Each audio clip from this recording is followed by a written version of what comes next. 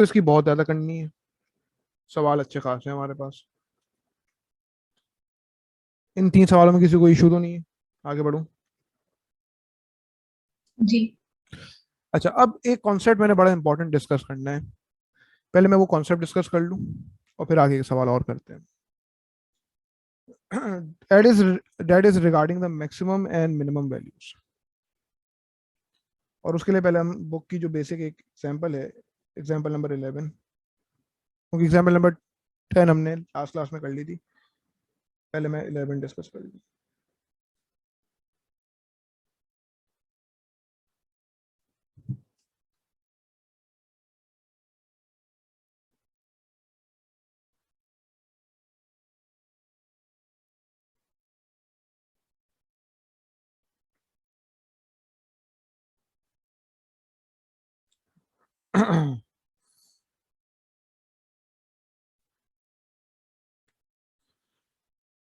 सवाल कह रहा है कि express 3 cos theta plus √3 sin theta in the form of r multiplied by cos theta minus alpha where r is greater than 0 and alpha is between 0 and 90, stating the exact values of r and theta।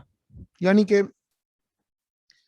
r square is equal to a square plus b square, यानी कि r is equal to under root of a square plus b square, r is equal to under root of 3 square plus under root 3 का square, यानी कि r is equal to under root of 9 प्लस 3 which is equals to 12। r is equals to under root 12 is the exact value of r। Under root 12 लिखें या फिर इसकी simplified short form लिखें 2√3, both are acceptable. ठीक है। और फिर अल्फा की बात करूं तो alpha is equal to 10 inverse B over A. Alpha is equal to 10 inverse √3/3। Alpha बताना है आपने, कितना आ रहा है देखें, 10 inverse √3/3। Alpha is equal to 30 degrees, यानी कि जब r multiply by cos theta minus alpha की फॉर्म में लिख देंगे, इसको एक्सप्रेस भी कर दें, जब r और अल्फा निकल आया करे तो उसको एक्सप्रेस भी करके लिख दिया करें, यानी कि √12 multiplied by cos theta minus 30 degrees. ठीक है जी। अब पार्ट भी कह रहा है भाई, determine the greatest and least possible values of 3 cos theta plus √3 sin theta का whole square minus 5 as theta varies.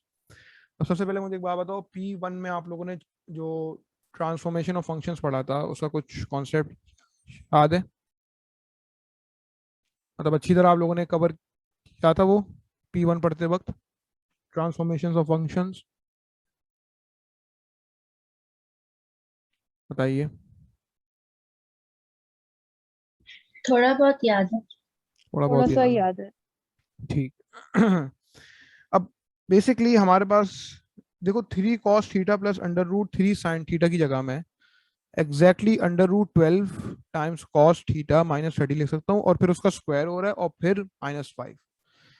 मुझे जो है जब इस पूरी एक्सप्रेशन की ग्रेटेस्ट एंड लीस्ट वैल्यू निकालनी है, यानी कि मैक्सिमम एंड मिनिमम वैल्यू निकालनी है, तो पहले मुझे ये देखना पड़ेगा कि ये जो मेरे पास 3 cos theta plus √3 sin theta का होल स्क्वायर है, यानी कि √12 multiply by cos theta minus 30 का होल स्क्वायर है, इसकी ग्रेटेस्ट वैल्यू और इसकी लीस्ट वैल्यू क्या है, पहले मुझे ये देखना पड़ेगा।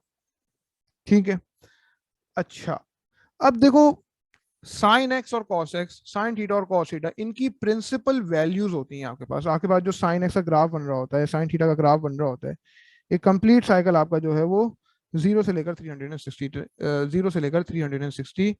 डिग्री तक जो है वो कुछ इस तरह बनता है। और कॉस थीटा की अगर मैं बात करूं, यानी कि कॉस एक्स के ग्राफ की अगर मैं बात करूं, तो 0 से लेकर 360 डिग्री तक साइकिल जो है वो कुछ पूरा इस तरह बनता है। इसको मैं थोड़ा और एक्यूरेट बना दूं। ठीक है। और प्रिंसिपल वैल्यूज क्या होती हैं? बेसिकली वो रेंज, प्रिंसिपल रेंज, यानी कि साइन एक्स और कॉस एक्स की प्रिंसिपल वैल्यू सेम होती हैं, -1 से लेके 1 तक। मतलब यही वो वजह है कि अगर आप कैलकुलेटर में लिखें sin−1 2 तो कोई आंसर नहीं आता, sin−1 1.5 कोई आंसर नहीं आता, cos−1 1.3 कोई आंसर नहीं आएगा। ये आपके पास प्रिंसिपल वैल्यूज हैं, ये इनकी प्रिंसिपल रेंज है। ठीक है। यानी कि ये तो था साइन एक्स का ग्राफ और ये था आपका कॉस एक्स का ग्राफ। अब बात समझाने की देखो क्या है, बात समझाने की ये है कि अभी हम देख रहे हैं कॉस को, कॉस का फंक्शन है ना, कॉस एक्स की जो प्रिंसिपल वैल्यूज हैं, अब चूंकि ये एक्स की फॉर्म में नहीं लिखा हुआ, थीटा की फॉर्म में लिखा, मैं इसको थीटा की फॉर्म में लिखूंगा। कॉस थीटा की जो प्रिंसिपल वैल्यूज हैं वो -1 से लेके 1 तक। ये थीटा की रेंज नहीं है भाई, थीटा तो आपका हॉरिजॉन्टल एक्सिस पे है ना, उसको कहते हैं डोमेन, जो हम पढ़ते थे कॉन्सेप्ट फंक्शंस में। ये basically range of the function है, range of the function of cos theta. Cos theta की जो लीस्ट वैल्यू है ना वो -1 है, और ग्रेटेस्ट वैल्यू जो है 1 है, इंक्लूसिव होता है। अब मैंने क्या करना है, मैंने इसको इस फॉर्म में लेकर आना है, because 3 cos theta plus √3 sin theta को अगर मैं देखूं, मैं इसकी जगह एग्जैक्टली √12 cos थीटा -30 लिख सकता हूँ। पहले एक काम करते हैं, कॉस थीटा -30 की रेंज निकाल लेते हैं। ये मैं स्टेप बाय स्टेप बड़े ही कोई आसान तरीके से आप लोगों को समझाने की कोशिश कर रहा हूँ, अल्लाह करे समझ आ जाए। अगर नहीं समझ आएगा फिर से समझा देंगे। कॉस थीटा -30 यानी कि एक एंगल है which is being subtracted within a function. अगर इसको ट्रांसफॉर्मेशन ऑफ फंक्शन के साथ लिंक करूँ ना, तो a term is being subtracted within a function, this is a positive horizontal translation, यानी कि translation in the x direction with 30 degree का एंगल। ठीक है, अब हॉरिजॉन्टल ट्रांसलेशन जब होती है ना, अब इसको ट्रांसफॉर्मेशन ऑफ फंक्शन में अगर देखें, तो अगर आपके पास एफ एक्स का ओरिजिनल कर्व है, एफ एक्स के कर्व की ओरिजिनल इक्वेशन है, and a constant term let's say 2 is being subtracted within a function. So this is basically called a horizontal translation in the x direction, in the positive x direction with 2 units. यानी कि अगर आपके पास F x का graph late से कुछ ऐसा है, तो एफ एक्स -2 का ग्राफ जो है वो 2 यूनिट से शिफ्ट हो जाएगा। जस्ट बताना क्या चाह रहा हूं, इस constant term is being added within a function हो या फिर subtracted within a function हो, इससे रेंज की जात पे कोई फर्क नहीं पड़ता, इससे रेंज की जात पे कोई फर्क नहीं पड़ता। रेंज इसकी -1 से लेके 1 तक ही रहेगी, क्योंकि जो ट्रांसफॉर्मेशन हो रही है वो जस्ट हॉरिजॉन्टल एक्सिस में, that is a horizontal translation. Change in the X coordinates आ रहा है, Y coordinates will remain the same, यानी कि इस केस में कहूंगा change in the theta coordinates आ रहा है, Y coordinates will remain same. पहली बात तो ये, इसको जरा यहां पे भी देख लेते हैं।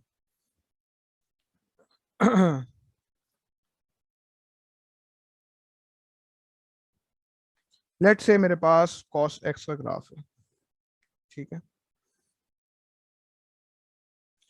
प्रिंसिपल वैल्यूज क्या है, -1 से लेके 1 तक, रेंज की मैं बात कर रहा हूँ। लेट से मैंने एक कांस्टेंट टर्म अंदर सब्ट्रैक्ट कर दी फंक्शन के अंदर। ये क्या करता है, ये पॉजिटिव एक्स डायरेक्शन में, पॉजिटिव हॉरिजॉन्टल डायरेक्शन में जो है इसको ट्रांसलेट कर देता है। तो कॉस की जगह हम क्या लिखें, मतलब कॉस एक्स माइनस हमारा जो फेवरेट नंबर है 1825। क्या रेंज की जात पे कोई फर्क पड़ा, रेंज आपकी -1 से लेकर 1 तक ही रही। एग्रीड, बताइए। जी। तो यहाँ पे जितनी भी टर्म्स मैं अंदर ऐड करूं कि सब्ट्रैक्ट करूं, रेंज की जात पे कोई फर्क नहीं पड़ेगा। लेट्स से cos x + 18 25, इसका स्क्रीनशॉट लो जल्दी से।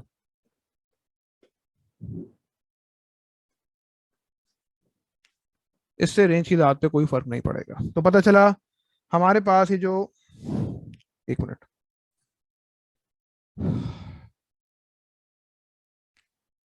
हमने जो फंक्शन के अंदर 30 सब्ट्रैक्ट करा है, 30 का एंगल सब्ट्रैक्ट करा है, उससे जो प्रिंसिपल वैल्यूज है हमारी रेंज, उनकी जात पे कोई फर्क नहीं पड़ेगा। अब हमें निकालना है √12, पहले हमने देखना है √12 cos थीटा -30। सुनना जरा गौर से बात को, √12 को मैं इस फंक्शन से मल्टीप्लाई कराऊंगा,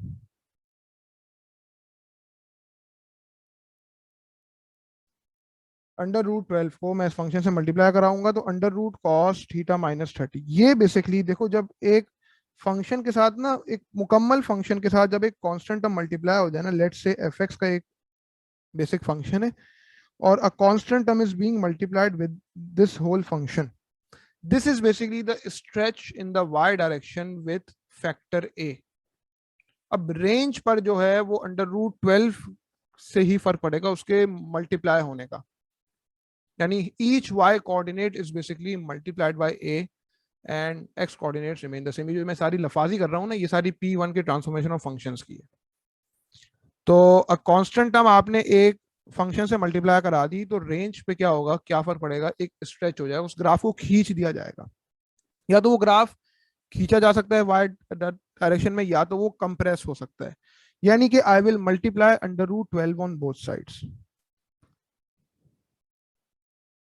मल्टीप्लाई √12 ऑन बोथ साइड्स।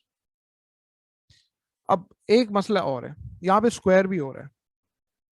अच्छा, अब बेसिकली देखो, अगर मैं cos थीटा की बात करूं तो cos थीटा की तो प्रिंसिपल वैल्यूज है -1 से लेकर 1 तक। cos स्क्वायर थीटा की क्या होंगी? अच्छा, पहली बात आप लोगों को पहले से ही पता है, from the very first day जब हमने ट्रिग्नोमेट्री स्टार्ट करी है, cos स्क्वायर थीटा का मतलब क्या होता है? cos थीटा का होल स्क्वायर। एग्रीड? अब मुझे एक बात बताओ, cos थीटा के स्क्वायर की मैं बात कर रहा हूँ, cos स्क्वायर थीटा का मैं ग्राफ बनाने जाऊंगा, cos थीटा की वैल्यू वाले से पॉजिटिव आ रही हो कि नेगेटिव आ रही हो, वो cos स्क्वायर थीटा की तो वैल्यू पॉजिटिव ही रहेगी ना भाई। एग्रीड? अगर cos थीटा की कोई वैल्यू नेगेटिव आती है, लेट्स से, उसका स्क्वायर हो जाएगा, पॉजिटिव रहेगी। पता चला cos स्क्वायर थीटा का ग्राफ कभी भी x एक्सिस से नीचे नहीं जाएगा। cos स्क्वायर थीटा की अगर बात की जाए तो मिनिमम वैल्यू 0 हो जाएगी, मैक्सिमम वैल्यू 1 हो जाएगी। देखते हैं यहाँ पे सॉफ्टवेयर में पुट करके, जो नेगेटिव वैल्यूज होंगी उनका स्क्वायर हो जाएगा। ठीक है, यानी कि cos cos की उसका यार यहाँ पे फंक्शन में जरा अलग से पुट करना पड़ता है, मुख्तलिफ तरीके से यहाँ पे बताता हूँ।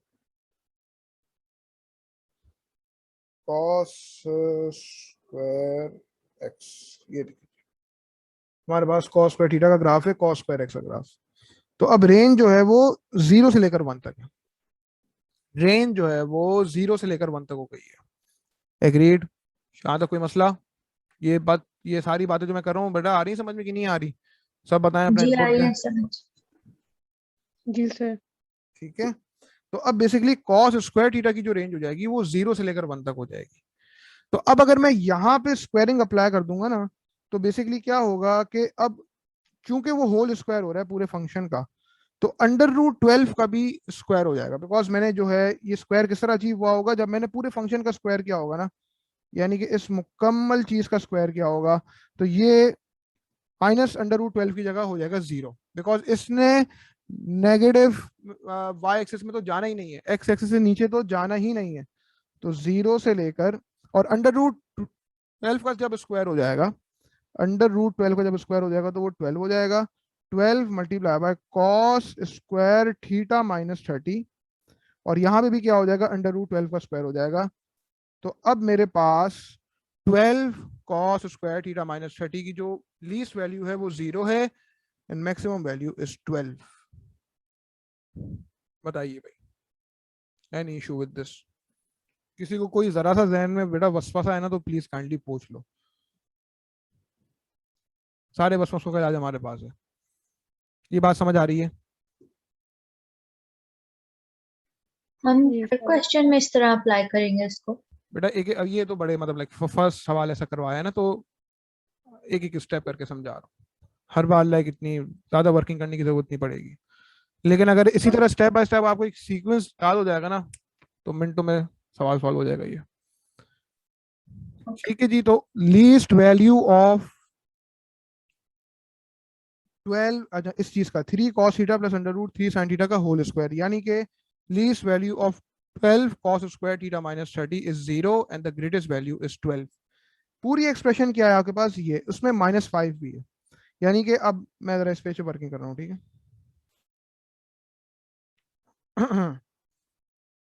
यानी कि मैं यहाँ पे क्या लिख दूंगा, 3 cos theta plus under root 3 sin theta के होल स्क्वायर की जगह एग्जैक्टली मैं क्या लिख दूंगा, 12 cos square theta minus 30 and then -5। मुझे इस पूरे एक्सप्रेशन की greatest and least possible values चाहिए। एक्सप्रेशन देख के अंदाजा हो रहा है। अब देखो, एक तो हमने क्या करा, इस हार्मोनिक फॉर्म की आइडेंटिटी इस्तेमाल करते हुए फिर उसकी ग्रेटेस्ट और लीस्ट पॉसिबल वैल्यूज देखी, वो तो अपनी जगह बिल्कुल सही है, ठीक है, ये वो करना इसी तरह स्टेप बाय स्टेप। लेकिन जो एक्सप्रेशन आपके पास एक्चुअली सवाल में मेंशन है, requirement can vary according to that. ये चीज आपको पूरी फ्रैक्शन में भी गिवन हो सकती है, उस फ्रैक्शन के न्यूमरेटर में हो सकता है, उस फ्रैक्शन के डिनोमिनेटर में हो सकता है, 5 ऐड हो सकता है, 5 लेस हो सकता है, कुछ भी हो सकता है। तो यहाँ पे जरा फाइनल आंसर जो है ना, सिचुएशन टू सिचुएशन वेरी करता है। तो अक्ल इसी बात का तकाजा करती है कि आप जो एक्सप्रेशन आपकी रिक्वायर्ड है आप उसको भी गौर से पढ़ो। अब now what is the least value of 12 cos square theta minus 30? 0. So least value of this whole expression will be -5. What is the greatest value of 12 cos square theta minus 30? It is 12. So greatest value in this case will be 7. So -5 and 7 is your final answer. कोई मसला यहाँ तक बताइए? This is the least. This is the greatest. कोई चाहता है कि मैं कोई बात रिपीट करूं तो प्लीज बताएं भाई। नूर आपको समझ आ रहा है? मिशेल, नरजिस, जोया, जैनब, बेटा सब बता दो। Is it clear? जी सर समझ आ रहा है। जी सर समझ आ रहा है। समझ आ रहा। All right. तो अब ये जो मैं फाइनल चीज मैंने बताई ना कि आपके पास जो कंप्लीट एक्सप्रेशन है, ये सिचुएशन जो है वो सवाल टू सवाल वेरी करेगी, ठीक है जी। आप सी एंड आउट पे आ जाएं। अच्छा, ट्रिग्नोमेट्री में सिर्फ एक छोटा सा कॉन्सेप्ट रह गया, that is the trigonometric graphs. बाकी सब ट्रिग्नोमेट्री के कॉन्सेप्ट्स कवर हो चुके हैं। अब हम मैक्सिमम 5 पेपर प्रैक्टिस ही कर रहे हैं। ट्रिग्नोमेट्रिक ग्राफ्स में बिल्कुल एंड में करा दूंगा, मतलब लाइक आधे घंटे का भी नहीं है वो, बस आप लोगों ने वो 3 ग्राफ्स आपने स्केच करना सीख लेने। ट्रिग्नोमेट्री में डायरेक्टली जो है वो ट्रिग्नोमेट्रिक ग्राफ्स नहीं पूछे जाते सवालों में, आइट्रेशन के टॉपिक में पूछे जाते हैं। तो थोड़ी सी प्रैक्टिस हम वहां से भी कर लेंगे, लेकिन आइट्रेशन पे जब पहुंचेंगे वहां पे ओवरऑल सारे ग्राफ्स की एक साथ प्रैक्टिस हो ही जाएगी, ठीक है। ताकि मतलब अब ये ट्रिग्नोमेट्री के मैक्सिमम सवाल हम जल्द अज जल्द कंप्लीट करके अच्छे से फिर हम अगला टॉपिक स्टार्ट करेंगे, डिफरेंशिएशन। होमवर्क की क्या अपडेट है भाई?